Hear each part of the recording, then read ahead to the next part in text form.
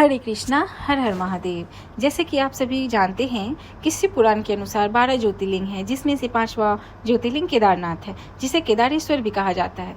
मैंने already 4 video ज्योतिर्लिंग पे आधारित ऑलरेडी मैं अपलोड कर चुकी हूं, जिसको आप मेरे चैनल पे जाकर देख सकते हैं। और अगर आप न्यू हैं मेरे चैनल पे तो आप मेरे चैनल को सब्सक्राइब करो, ताकि जो भी वीडियोज़ मैं न्यू अपलोड करूँ वो आपको सबसे पहले मिले। तो चलिए हम जानते हैं केदारनाथ ज्योतिर्लिंग के बारे में। यह तीर्थ स्थल 4 धामों में से एक है। यह उत्तराखंड राज्य में स्थित है। इसके पश्चिम की ओर मंदाकिनी नदी बहती है। उत्तराखंड के 4 धाम गंगोत्री, यमुनोत्री, बद्रीनाथ और केदारनाथ है, जिसमें केदारनाथ का बड़ा महत्व है। यह पावन तीर्थ स्थल मनमोहक पहाड़ियों से घिरा हुआ है। इस ज्योतिर्लिंग से जुड़ी 2 कथाएं प्रचलित है। एक महाभारत और दूसरी कथा शिव पुराण के कोटि रुद्र संहिता में वर्णित है। सबसे पहले कोटि रुद्र संहिता में वर्णित कथा को हम जानते हैं। तो पहली कथा जो है स्टोरी 1 वो ऐसा है।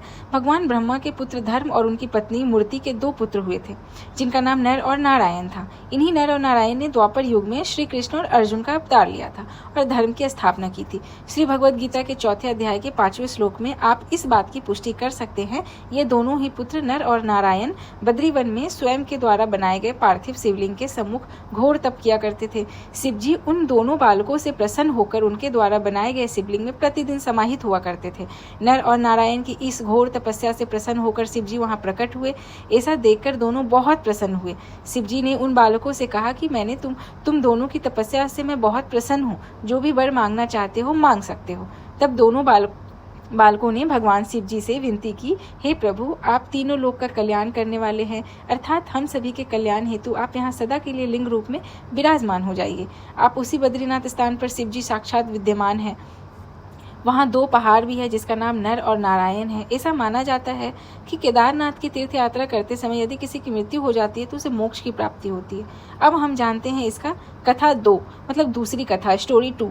कुरुक्षेत्र युद्ध के दौरान पांडवों ने अपने ही गोत्र के लोगों को मारा था, जिससे भगवान शिव अत्यंत क्रोधित थे। पांडवों को जब इस बात का पता चला तो वे पाप मुक्त होने के लिए केदारनाथ शिव जी के दर्शन के लिए गए। शिव जी अपने दर्शन उन्हें नहीं देना चाहते थे, क्योंकि वे अत्यंत क्रोधित थे। इसलिए शिव जी ने अपना वेश बदलकर वे बैल का रूप धारण करके पशुओं के झुंड में चल दिए। लेकिन भीम ने भगवान शिव जी को पहचान लिया और उनका पीछा करने लगे। शिव जी को पीछे से पकड़ने के लिए वे भागे, लेकिन भीम केवल शिव जी का पीछे का हिस्सा ही पकड़ पाए, क्योंकि शिव जी जमीन में धंसने लगे थे। वह कुबर यानी कि पृष्ठभाग जमीन के ऊपर ही रह गया था। पांडव बहुत दुखी हुए। तब पांडवों ने वहां तपस्या की और तपस्या से शिव जी प्रसन्न हुए और आकाशवाणी की उस पृष्ठभाग की पूजा अर्चना की जाए और पांडवों को श्राप मुक्त कर दिया जाए। तब से ही उसी पृष्ठभाग को केदारनाथ के रूप में जाना जाता है।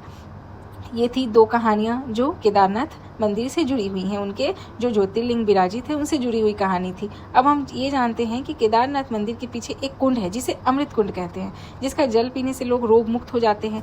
मुख्य मंदिर की बाईं तरफ किनारे पर एक शिव भगवान की मूर्ति और मुख्य द्वार से आधा किलोमीटर की दूरी पर भैरव जी का मंदिर है। ऐसा कहा जाता है कि जब मंदिर के कपाट बंद रहते हैं तब भैरव जी मंदिर की रक्षा करते हैं। मंदिर के पीछे एक छोटा सा मंदिर है, वहाँ शंकराचार्य की समाधि है। ऐसा कहा जाता है कि 4 धामों की स्थापना करने के पश्चात 32 वर्ष की आयु में उन्होंने अपना शरीर त्याग दिया था। इस क्षेत्र में एक गौरी कुंड भी है, जहां शिव पार्वती जी का मंदिर है। मौसम के बदलाव की वजह से यह मंदिर अक्षय तृतीया से लेकर कार्तिक पूर्णिमा तक खुला रहता है। ऐसा कहा जाता है कि यह मंदिर पांडवों द्वारा बनाया गया है। हिंदी के महान साहित्यकार राहुल सांकृत्यायन के अनुसार यह मंदिर 12वीं और 13वीं शताब्दी का है। इस मंदिर का पुनर्निर्माण आदि शंकराचार्य ने कराया था। यह मंदिर वास्तुकला पर आधारित है। ऐसी मान्यता है कि यदि आप केवल बद्रीनाथ की यात्रा पर जाते हैं और केदारनाथ के दर्शन किए बिना वापस आ जाते हैं तो आपकी यात्रा अधूरी रहती है। केदारनाथ ज्योतिर्लिंग के दर्शन करने के साथ साथ नर और नारायण के दर्शन करना भी जरूरी है। सतयुग में उपमन्यु ने यहाँ भगवान शिव की आराधना की थी। तो ये थी केदारनाथ ज्योतिर्लिंग से जुड़ी हुई कहानी और कथा, जो हम सबको जानना बहुत जरूरी है।